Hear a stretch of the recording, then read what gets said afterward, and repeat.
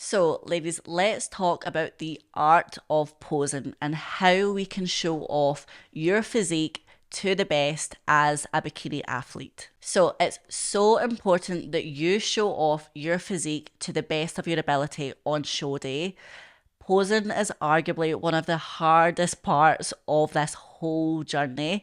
And if you are not ready, you are not going to look confident on stage. Remember, you do not want to go through all these phases, prep for 20 to 24 weeks, to not be confident in your posing. If you are up on stage and you're standing next to a girl and you have very, very similar physiques, if her posing is better and she is more confident, she is going to get that win and you are going to come second or third. And that is just by not being confident in your posing. So, firstly, I would recommend hiring a posing coach.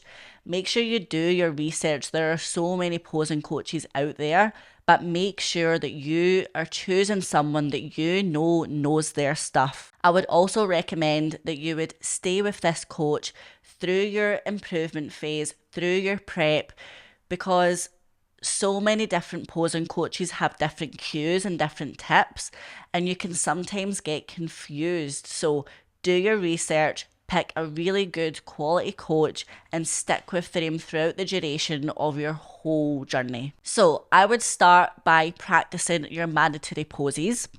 For PCA, they have 4 mandatory poses, which are the front pose. The front pose, they are looking for quads, they're looking for delts. They want to see that X frame, so small waist. Now, on this front pose, for PCA, they have the sort of power pose, but they also have a pose that you can slightly put your hips to the side and show off a little bit more glute as well as quads. So if you go into your front pose and you know quads aren't your strongest, then choose the second option to show off a little bit more glute with the quads, because you always want to show off your best. The second pose is the side pose. There are 2 poses for this you can choose. One is going to require a lot of flexibility and mobility in your spine. So if you know that you are quite stiff in your upper body and you don't have that rotation in your spine, go for the second option, which is more of the sort of tuberose front pose. However, you can do this as a side pose within PCA. For the back pose, with PCA, your hair is completely out the way. They want to see your back. They want to see that X frame. They're looking for your glute ham tie-ins, and they want to see your rear delts as well. Make sure when you're choosing your mandatory poses, you're not just choosing poses that your favourite athletes are doing. You have to make it work for your physique and your body. Don't choose things just because you like it. You've got to show your physique at its best at every time. So once you've got your mandatory poses nailed, you can then start to work on transitions.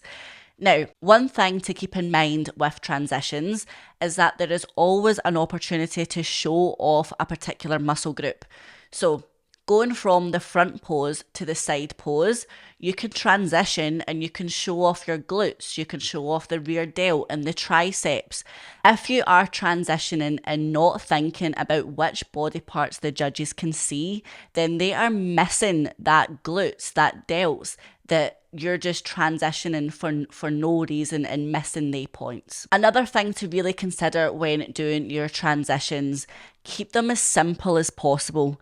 They do not want to see over exaggerated arms and swinging of the hips. Keep it simple, keep it classy, and show off the muscle groups at every part of the rotation. So once you have your poses nailed, you've got your transitions nailed, you can start to work on your eye walk. So for PCA, you'll come on from the side of the stage, you'll stand at the back, you will do a pose, and then you will walk forward towards the judges, where you'll either do your 4 mandatory poses, Or if you're a little bit more confident in posing, you can do poses that really suit your physique, but it's got to stay specific to PCA and what they like. For IFBB, their I walk, you're only going to do your two mandatory poses, which is the front and the back, and they also have a walk from the back of the stage to the front of the stage. So it's really important for IFBB that you stay specific with what they want to see. They don't want to see anything other than the mandatory poses and the walking from the back and to the front of the stage. When it comes to the actual walking on stage itself, try not to overthink it. Avoid swaying your arms from side to side. Just relax, lift your chest up high, lift the glutes up nice and high, keep your midsection tight, and just walk with confidence. Don't overthink it and don't make it rigid. Make it as smooth and as confident and as sassy as possible. Always remember, when we are on stage, keep it elegant. They want to see confidence and they want to see sassy, but they do not want to see sexy. If you are up on that stage and given sexy, it's not appealing to the judges. They want you to look confident and elegant. Think Beyonce, not Britney. You also want to remember that you are putting on a show. As soon as you get onto that stage, look to the front, look to the crowd, even look at the judges.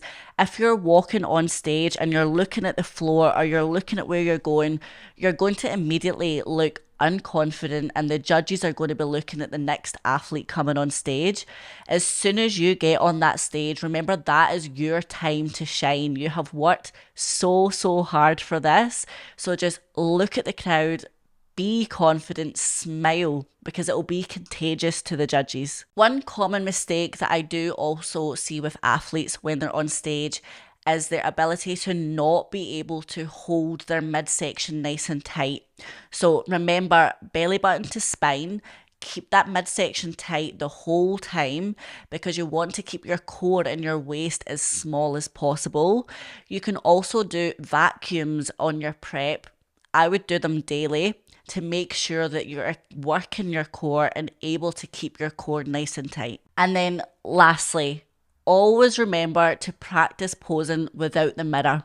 If you are practicing all the way up to your competition with the mirror, when you get on that stage, you are going to feel like you have no idea what you're doing. Trust me, practice without the mirror and get used to practicing just into an open space.